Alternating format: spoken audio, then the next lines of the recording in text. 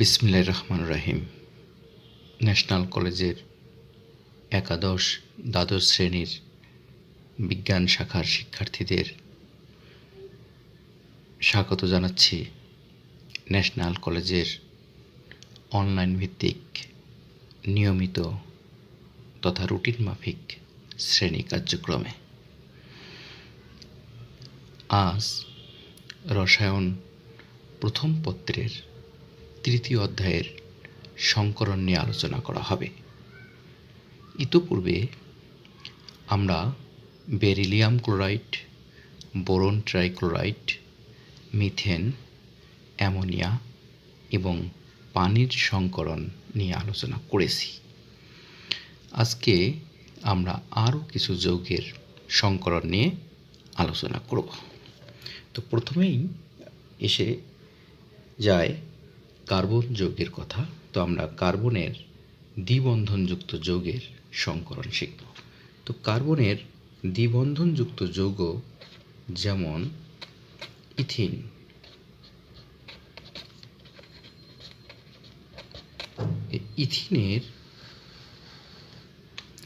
ইথিনের গাঠনিক সংকেত হতে দেখা যাচ্ছে যেখানে কার্বনের যোজনী 4। আমরা যদি আরেকটু ভেঙে লিখি তাহলে এইভাবে লিখব,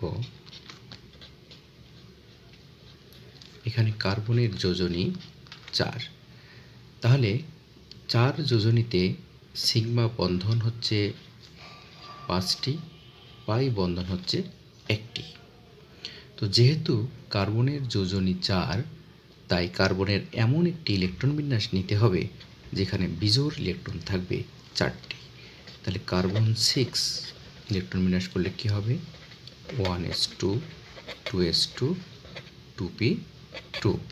যদি 100 নীতির আলোকে লিখি তাহলে 1s2, 2s2, 2px1, 2py1, 2pz0। এবার কার্বনকে উত্তেজিত করা হলে 2s থেকে একটা ইলেকট্রন 2pz অরবিটালে প্রবেশ করবে। যেহেতু এখানে একটা পাই বন্ধন আছে, সুতরাং এখানে একটি অরবিটাল অসংকরিত থাকবে।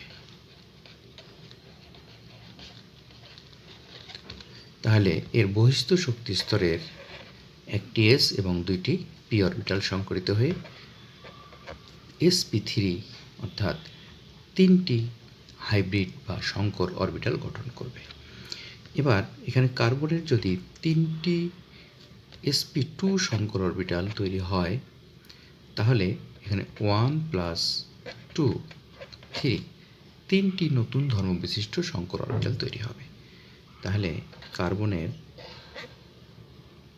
একটি sp2 সংকর অরবিটাল, আর একটি sp2 সংকর অরবিটাল, আর একটি sp2 সংকর অরবিটাল, 3টি sp2 সংকর অরবিটাল এবং একটি অসংকরিত অরবিটাল থেকে যাবে, সেটা হচ্ছে 2pz। এই 2pz অরবিটাল অসংকরিত থাকবে। পাশে আরেকটা কার্বন নেই, এই কার্বনেরও 3টি হাইব্রিড অরবিটাল, এদের নাম হচ্ছে sp2 এবং একটি অসংকরিত অরবিটাল। এখানে এই অসংকরিত অরবিটাল পরস্পর মিলিত হয়ে পাই বন্ধন গঠন করবে, আর সংকরিত অরবিটালগুলোর সাথে হাইড্রোজেনের s অরবিটাল মুখোমুখি মিলিত হয়ে সিগমা বন্ধন গঠন করবে। তাহলে আমরা দেখতেছি ইথিন তথা ইথিলিনের প্রতিটি কার্বনের sp2 হাইব্রিডাইজেশন ঘটে। এবার carbon carbon triple bond. Carbon carbon triple bond থাকলে সিগমা বন্ধন এখানে একটা, এখানে একটা, এই যেখানে 3টা বন্ধন একসাথে আছে সেখানে একটা বন্ধন সিগমা, বাকি 2টা বন্ধন হবে পাই, 2টা পাই বন্ধন। এখানেও কার্বনের যোজনী 4, তাহলে ইলেকট্রন বিন্যাসটা এমন হবে 2p2, তাহলে 1s2, 2s2, 2px1, 2py1, 2pz0, 0 উত্তেজিত অবস্থায় 1s2 2s1 2px1 2py1 2pz1, যেহেতু এখানে দুইটা পাই বন্ধন সুতরাং দুইটা অসংকরিত অরবিটাল থেকে যাবে, তাহলে সংকরিত হবে একটা s এবং একটা p অরবিটাল, অর্থাৎ এখানে দুইটি নতুন অরবিটাল তৈরি হবে। তাহলে কার্বন দুইটি সংকর অরবিটাল, এদের নাম হবে sp। আরও একটা কার্বন, এই কার্বনেরও দুইটাই সংকর অরবিটাল এবং এর নাম হবে sp। দুটি অসংকরিত অরবিটাল থাকবে, এই একটা আরেকটা দিলাম, এখানেও দুইটি অসংকরিত অরবিটাল থাকবে।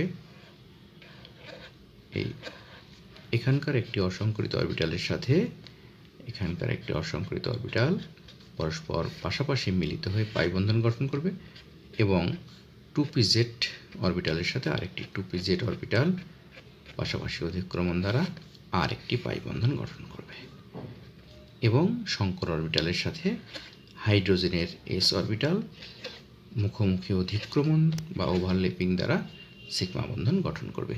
অর্থাৎ ইথাইন অণুতে কার্বন কার্বন যেখানে 3 বন্ধন বিদ্যমান সেখানে কার্বনের হাইব্রিডাইজেশন হবে sp। এবারে আমরা আরেকটি যৌগ যেমন CH3CH3, এখানে এটা হচ্ছে ইথেন, এর গাঠনিক সংকেত যদি আমরা লিখি তাহলে এখানে কার্বন কার্বন একক বন্ধন বিদ্যমান।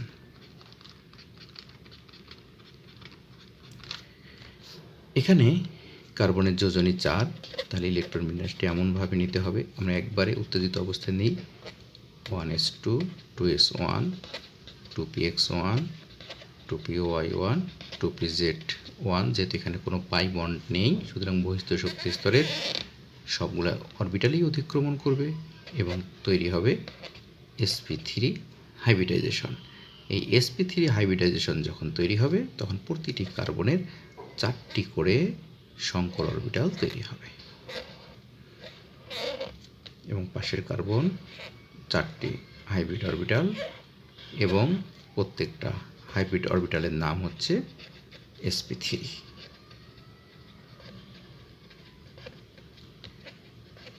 এখানে দুটি কার্বন তাদের একটি করে সংকর অরবিটাল পরস্পরের সাথে মিলিত হয়ে সিগমা বন্ড গঠন করবে এবং অবশিষ্ট হাইব্রিড অরবিটালগুলোর সাথে হাইড্রোজেনের s অরবিটাল মুখোমুখি অধিক্রমণ দ্বারা সিগমা বন্ধন গঠন করবে।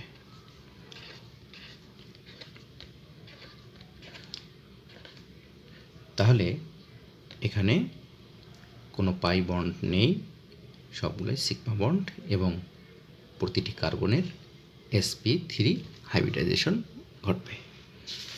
এবারে আর একটি অণু যেমন HCHO, এটার নাম হচ্ছে মিথানেল বা ফর্মালডিহাইড।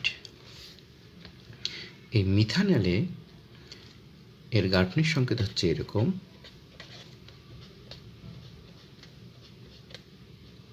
এখানে কার্বনের যোজনী 4 এবং অক্সিজেনের যোজনী 2, সুতরাং আমরা কার্বনের উত্তেজিত অবস্থায় যদি ইলেকট্রন বিন্যাস নেই তাহলে 1s2 2s1 2px1 2py1 2pz1, যেহেতু এখানে একটি পাই বন্ধন সুতরাং একটি অসংকরিত অরবিটাল থাকবে, তাহলে সংকরিত হবে sp2। অপরদিকে অক্সিজেন, এর ইলেকট্রন বিন্যাস হতে দেখি 1s2 2s2 2px2 2py1 2pz1, যেহেতু এখানে পাই বন্ধন গঠন করছে সুতরাং 2pz অরবিটাল অসংকরিত থাকবে, তাহলে সংকরিত হবে sp2। কার্বনের sp2 সংকরিত এবং অক্সিজেনেরও sp2 সংকরিত অরবিটাল আমরা পাবো। তাহলে প্রত্যেক ক্ষেত্রেই 3টা করে সংকর অরবিটাল তৈরি হবে এবং একটা করে অসংকরিত অরবিটাল থেকে যাবে। তাহলে কার্বনের ক্ষেত্রে আমরা দেখতেছি সংকর অরবিটাল তৈরি হবে 3টি এবং অসংকরিত অরবিটাল থাকবে 1টি। এটা অসংকরিত অরবিটাল। এই সংকরিত অরবিটালগুলো হচ্ছে sp2। অপরদিকে অক্সিজেনের সংকরিত অরবিটাল থাকবে 3টি এবং অসংকরিত অরবিটাল থাকবে 1টি। এই সংকর অরবিটালগুলোর নাম হচ্ছে sp2, তবে এখানে ডাবল ইলেকট্রন থাকবে। এই অসংকৃত অরবিটালের সাথে পাই বন্ড গঠন করবে, আর কার্বনের অবশিষ্ট sp2 হাইব্রিড অরবিটালের সাথে কার্বন পরমাণুর অসংকৃত হাইব্রিড অরবিটালের সাথে হাইড্রোজেনের s অরবিটাল মুখোমুখি অধিক্রমণ দ্বারা সিগমা বন্ড গঠন করবে। অর্থাৎ মিথানল অণুতে কার্বনের sp2 এবং অক্সিজেনের sp2 সংকরণ ঘটে। এরপরে আমরা দেখব POCl3 যোগে ফসফরাসের এবং অক্সিজেনের সংকরণ প্রক্রিয়া। এখানে ফসফরাসের ইলেকট্রন বিন্যাস থেকে আমরা দেখি 1s2 2s2 2p6 3s2 3px1 3py1 3pz1 3d0। তো যেহেতু এখানে ফসফরাসের যোজনী 5, সুতরাং উত্তেজিত অবস্থায় 3s থেকে একটা ইলেকট্রন 3d অরবিটালে প্রবেশ করে।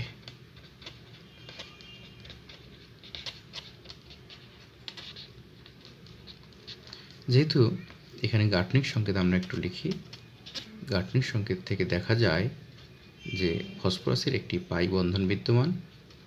যেহেতু একটি পাই বন্ধন বিদ্যমান, তাহলে একটি অরবিটাল এখানে অসংকরিত থাকবে, তাহলে সংকরিত হবে sp3, আর sp3 সংকরিত হলে মোট সংকর অরবিটাল বা নতুন অরবিটাল পাওয়া যাবে 4টি। তাহলে ফসফরাসের এখানে 4টি সংকর অরবিটাল তৈরি হবে, 1 2 3 4, এবং একটি অসংকরিত অরবিটাল থাকবে। অপরদিকে অক্সিজেনেরও একটি অসংকরিত অরবিটাল থাকবে। এটাকে আমরা এভাবে দেখাতে পারি, অক্সিজেন 8 1s2 2s2 2p4। ঘূর্ণি নীতির আলোকে লিখলে আমরা দেখব 1s2 2s2 2px2 2py1 2pz1, কিন্তু 2pz অরবিটাল অসংকরিত থাকবে, তাহলে সংকরিত হবে sp2। তাহলে sp2 সংকরিত হলে সংকর অরবিটাল হবে 3টি এবং অসংকরিত অরবিটাল থাকবে 1টি। এখন এই অসংকরিত অরবিটালের সাথে এই অসংকরিত অরবিটাল পাই বন্ধন গঠন করবে, আর এখানে সিগমা বন্ড, এখানে ডাবল ইলেকট্রন, এখানে ডাবল ইলেকট্রন। আর ফসফরাসের যে অবশিষ্ট হাইব্রিড অরবিটালগুলো রয়েছে, এখানে ক্লোরিনের 3pz অরবিটাল মুখোমুখি অধিক্রমণ দ্বারা সিগমা বন্ড গঠন করবে।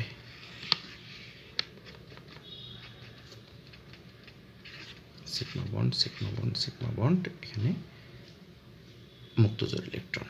তাহলে ফসফরাস এর এখানে দেখতেছি যে সংকরণ ঘটল sp3 এবং অক্সিজেনের সংকরণ sp2। এবার আমরা শিখব কার্বন ডাইঅক্সাইড এবং কার্বন মনোঅক্সাইডের সংকরণ। কার্বন মনোঅক্সাইড এর গাঠনিক সংকেত থেকে দেখা যায় কার্বন দ্বিবন্ধন অক্সিজেন। এখানে কার্বনের 6 1s2 2s2 2px1 2py1। যেহেতু এখানে কার্বনের যোজনী 2 এবং 2টা বিজোড় ইলেকট্রন রয়েছে এবং একটি পাই বন্ধন রয়েছে, সুতরাং একটি অরবিটাল অসংকরিত থাকবে। তাহলে এখানে কার্বনের সংকরিত হবে sp। অপরদিকে oxygen 1s2 2s2 2px2 2py1 2pz1। তাহলে এখানে যেহেতু অক্সিজেনের একটি পাই বন্ড বিদ্যমান, সুতরাং এখানেও একটি অসংকরিত অরবিটাল থাকবে, তাহলে সংকরিত হবে sp2। যেহেতু কার্বনের sp হাইব্রিডাইজেশন ঘটে, সুতরাং কার্বনের দুইটি সংকর অরবিটাল পাওয়া যাবে। এই দুটি সংকর অরবিটালের মধ্যে একটিতে মুক্ত জোড় ইলেকট্রন থাকবে। অপরদিকে অক্সিজেনের হাইব্রিড অরবিটাল পাওয়া যাবে তিনটি হাইব্রিড অরবিটালের মধ্যে দুটিতে মুক্ত জোড় ইলেকট্রন থাকবে। এখন কার্বনের একটি অসংকরিত অরবিটাল এবং অক্সিজেনের একটি অসংকরিত অরবিটাল থাকবে। এই অসংকরিত অরবিটাল দ্বয় পাশাপাশি অধিক্রমণ দ্বারা একটি পাই বন্ড গঠন করবে এবং এখানে কার্বনের একটি হাইব্রিড অরবিটাল এবং অক্সিজেনের একটি হাইব্রিড অরবিটাল মুখোমুখি অধিক্রমণ দ্বারা একটি সিগমা বন্ড গঠন করবে। তাহলে এখানে কার্বনের হাইব্রিডাইজেশন হচ্ছে sp এবং অক্সিজেনের হচ্ছে sp2। এবার আমরা কার্বন ডাইঅক্সাইড অণুর গঠনটা দেখব। তো কার্বন ডাইঅক্সাইডের গাঠনিক সংকেত আমরা দেখি এরকম। তাহলে এখানে কার্বনের দুটি পাই বন্ড অক্সিজেনের সাথে এবং প্রত্যেকটা অক্সিজেনের কার্বনের সাথে একটি করে পাই বন্ড বিদ্যমান এবং অবশিষ্ট বন্ড হচ্ছে সিগমা। যেহেতু কার্বনের উত্তেজিত অবস্থায় ইলেকট্রন বিন্যাস থেকে আমরা দেখতে পাই 1s2 2s1 2px1 2py1 এবং 2pz1, যেহেতু এখানে দুইটি পাই বন্ড, সুতরাং দুটি অরবিটাল অসংকরিত থাকবে এবং দুটি অরবিটাল সংকরিত হবে, তাহলে এখানে সংকরণ হচ্ছে sp। অপরদিকে অক্সিজেনের ইলেকট্রন বিন্যাস যদি আমরা হুন্ডের নীতির আলোকে লিখি, তাহলে 2s2 2px2 2py1 2pz1। এখানে যেহেতু অক্সিজেনের একটি করে প্রতিটি অক্সিজেন একটি করে পাই বন্ড গঠন করে, সুতরাং একটি অরবিটাল অসংকরিত থাকবে। তাহলে এখানে সংকরিত হবে তিনটি অরবিটাল, তাহলে sp2।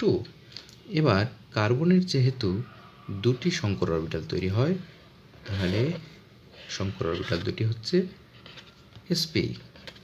আর অক্সিজেনের সংকর অরবিটাল হবে তিনটি এবং sp2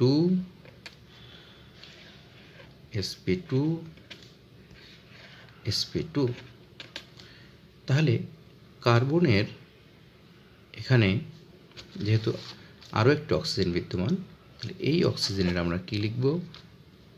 এরও হাইব্রিড অরবিটাল হবে তিনটি এবং অসংকরিত অরবিটাল থাকবে একটি। এই কার্বনের অসংকরিত অরবিটাল থাকবে দুইটি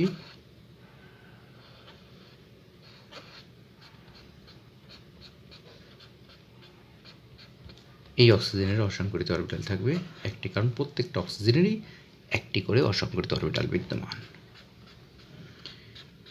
এবার কার্বনের একটি অসংকরিত অরবিটালের সাথে এই অক্সিজেনের একটি অসংকরিত অরবিটাল পাই বন্ড গঠন করবে। এই অক্সিজেনের একটি অসংকরিত অরবিটালের সাথে কার্বনের আর একটি অসংকরিত অরবিটাল আর একটি পাই বন্ড গঠন করবে। এখন আমরা কি দেখতে পাচ্ছি যে কার্বন ডাইঅক্সাইড অণুতে কার্বনের sp সংকরণ এবং প্রতিটি অক্সিজেন পরমাণুর sp2 সংকরণ ঘটে। এবার আমরা শিখব PCl5 ফসফরাস পেন্টাক্লোরাইড যৌগের সংকরণ। তাহলে PCl5 যৌগতে আমরা দেখতেছি ফসফরাসের যোজনী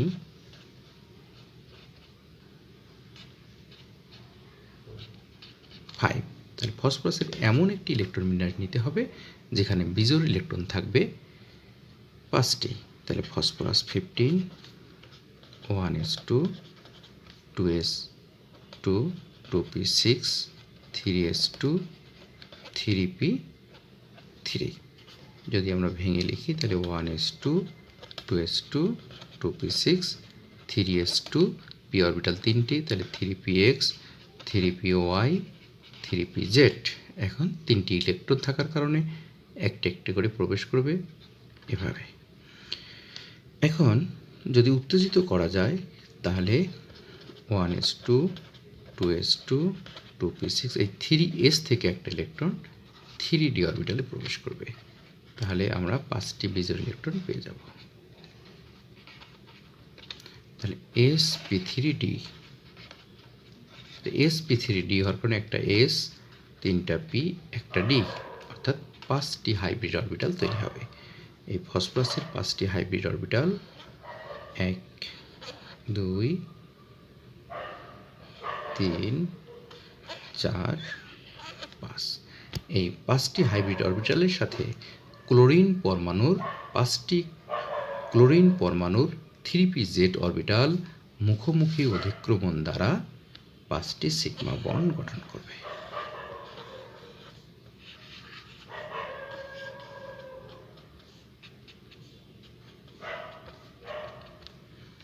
অর্থাৎ ফসফরাস পেন্টাক্লোরাইড যৌগে ফসফরাসের sp3d হাইব্রিডাইজেশন ঘটে, sp3d। এবার আমরা শিখব সালফার হেক্সাফ্লোরাইড যৌগের সংকরণ। সালফার হেক্সাফ্লোরাইড, তো এখানে সালফারের যোজনী হচ্ছে 6।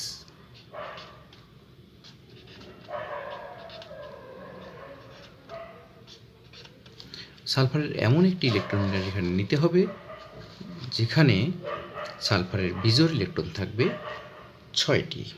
Sulphur 16 1s2 2s2 2p6 3s2 3p4।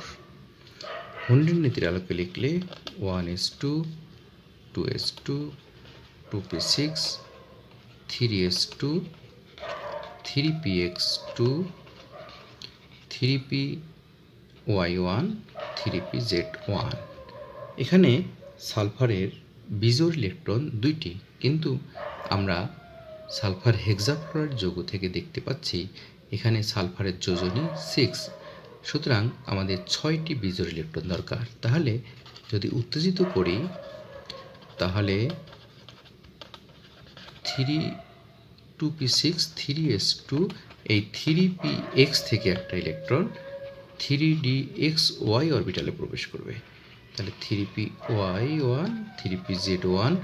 এবারে সালফারের বিজোড় ইলেকট্রন দেখতে পাচ্ছি 4টি, কিন্তু আমাদের সালফারের বিজোড় ইলেকট্রন লাগবে 6টি, তাই আরও একবার উত্তেজিত করব। তখন কি হবে 1s2 2s2 2p6, তখন এই 3s থেকে একটা ইলেকট্রন 3dyz অরবিটালে প্রবেশ করবে, তাহলে 3px1 3py1 3pz1 3dxy1। তাহলে এখানে হাইব্রিডাইজেশন ঘটবে sp3d2, একটি s, 3টি p, 2টি d, অর্থাৎ 6টি হাইব্রিড তথা সংকরণ অরবিটাল তৈরি হবে। তখন আমরা কিভাবে লিখতে পারবো? সালফার এখানে হাইব্রিড অরবিটাল হবে 6টি, 1টি 2টি 3টি 4টি 5টি এবং 6টি। এই 6টি হাইব্রিড অরবিটালের সাথে 6টি ফ্লোরিন পরমাণুর 2pz, ফ্লোরিনের যদি আমরা ইলেকট্রন বিন্যাস করি তাহলে 1s2 2s2 2p5, p orbital যেহেতু 3টি তাহলে 2px 2py 2pz, 3টি অরবিটালে 5টি ইলেকট্রন, সুতরাং 2 2 1। এই 2pz অরবিটাল মুখোমুখি অধিক্রমণ দ্বারা 6টি সিগমা বন্ড গঠন করবে।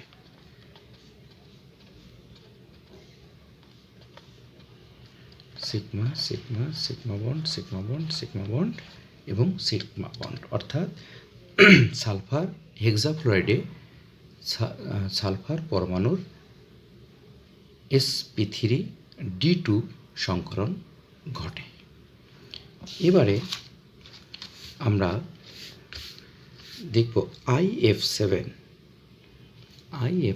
অর্থাৎ আয়োডিন হেপ্টাফ্লোরাইড যৌগে আয়োডিনের হাইব্রিডাইজেশন বা সংকরণ। তাহলে আয়োডিন হচ্ছে 53। তো এখানে যদি আমরা গার্টনিক সংকেত লিখি তাহলে দেখতে পাচ্ছি যে আয়োডিনের যোজনী হচ্ছে 7।